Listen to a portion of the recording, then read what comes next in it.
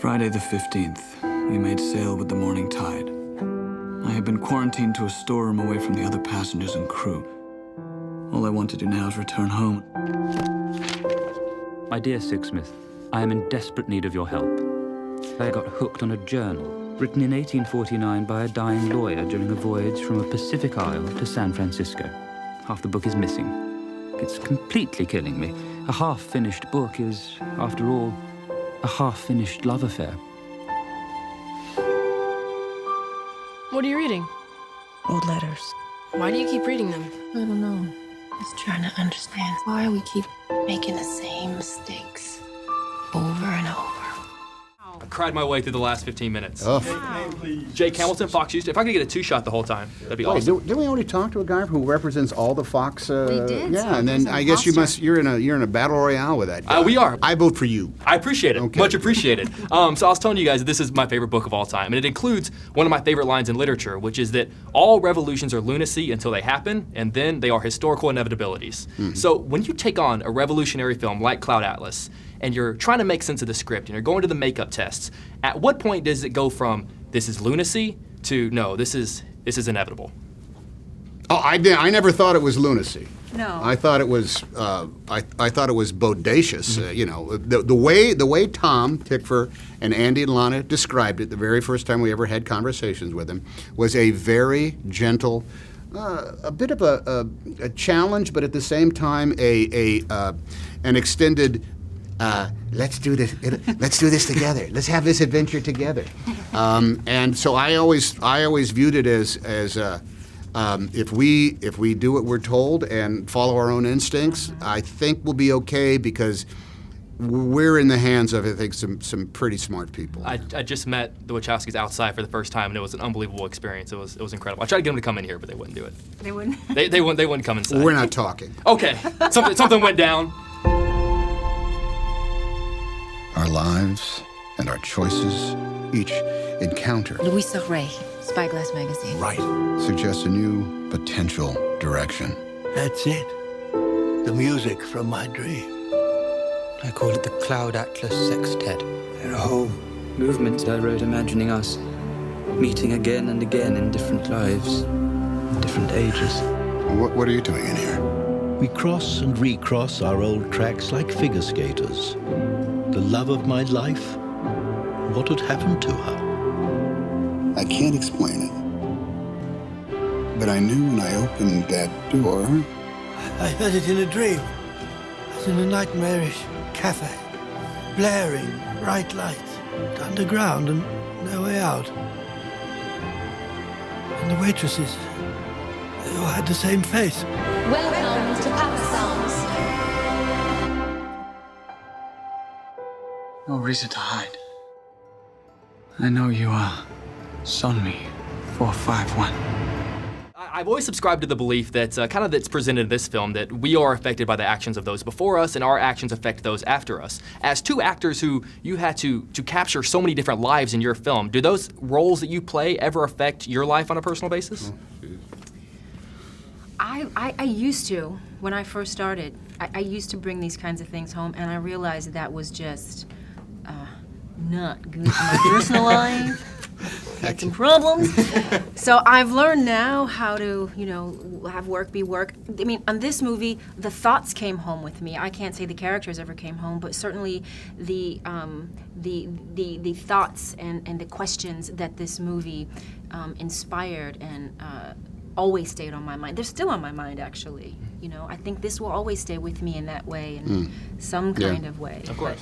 This was in the early career. Let's just say the physicality of making movies is a thing that affected me. I mean, you're off someplace and it's it's very high energy, and sometimes you're traveling around the world, and physically you end up being affected by it just because you've done things you never did before. But here we had to do things as actors that we had never done before, and it's really the philosophy behind the movie is the thing that I think affected me more than ever before. I think even sometimes it's very difficult looking at the movies.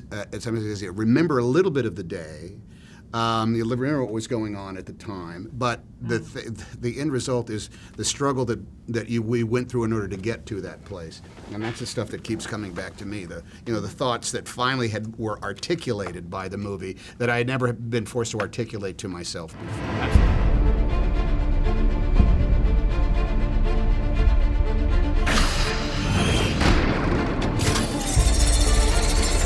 Yesterday, my life was headed in one direction.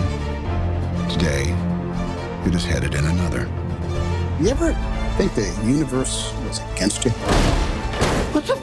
Where's our money? The law says. Law! Fear, belief, love, phenomena that determine the course of our lives. These forces begin long before we are born and continue after we perish. Our lives are not our own. We are bound to others, past and present. And by each crime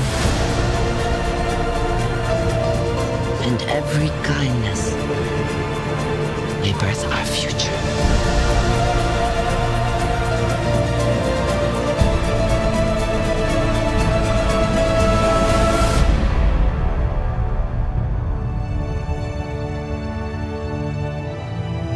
I have begun to fear I may never hold my beloved Tilda in my arms again.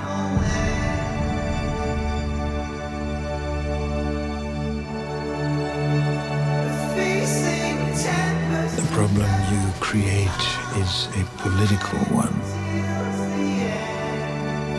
Yesterday, I believed I would never have done what I did today. I feel like something important has happened to me.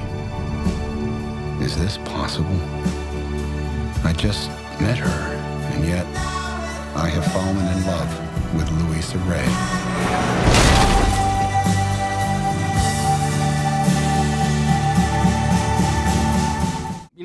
The fact that you guys play all the multiple roles is nothing short of astonishing. So I wanted to kind of ask a fun question. If you guys hypothetically could have done that for one of your past films, and with the role that you played maybe one or two extra parts, which film and which roles would you have liked to have tried out? Oh, I would have loved to have played all three guys in Apollo 13. Get Kevin Bacon and Bill Paxton out of there. You could have done that. Let me play all the astronauts. You totally could have done that. That's all I wanted to do. Let me play all the and even the one that was left down on Earth. Right. Let me play that one as well. Why didn't Ron let you do that? I don't know. They didn't have the technology then. Nowadays. Now they do. I want to be all the X-Men. Not just Storm. I mean, all of them. You could all totally do those powers. So we'll get Brian on the phone. We'll get Ron Howard on the phone. How many X-Men are there exactly? There are X number of X-Men? X-Men. 92? In the movie I played, there were like 8. Right. Were you the only chick in the X-Men? How come? No. Was there others? There was Jean Grey. Okay, all right. Rose. Why are they called the X-Men then?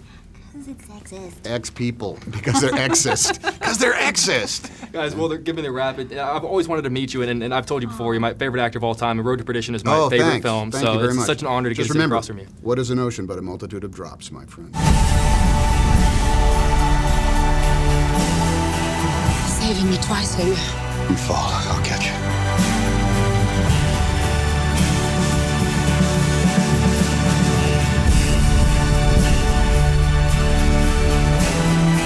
There is a natural order to this world, and those who try to upend it do not fare well.